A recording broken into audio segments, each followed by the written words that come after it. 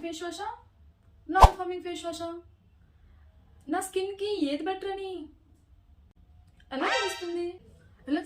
Farming cleaners లో సర్ఫేసెన్స్ అనే ingredients ఉంటాయి. అవి ఫామ్ ని క్రియేట్ చేసి డర్టీ అండ్ డస్ట్ ని రిమూవ్ చేస్తాయి. ఆయిల్ అండ్ కాంబినేషన్ స్కిన్ కి చాలా బాగా వర్క్ చేస్తాయి, ఎందుకంటే ఎక్స్ట్రా సీబమ్ ని రిమూవ్ చేసి స్కిన్ ని చాలా ఫ్రెష్ గా ఉంచుతాయి. ఫోమ్ పోర్స్ లోపలికి వెళ్ళి డీప్ గా క్లీన్ చేయడానికి హెల్ప్ అవుతాయి.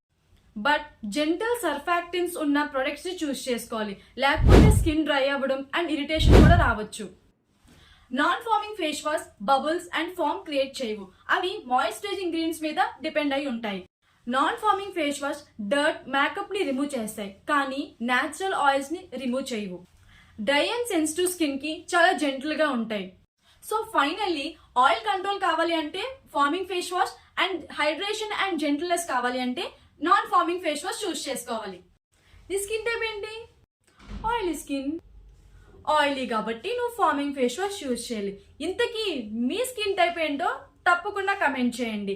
ఇంకా ఇలాంటి యూస్ఫుల్ ఇన్ఫర్మేషన్ కోసం ఫాలో ది ట్రీ తెలుగు.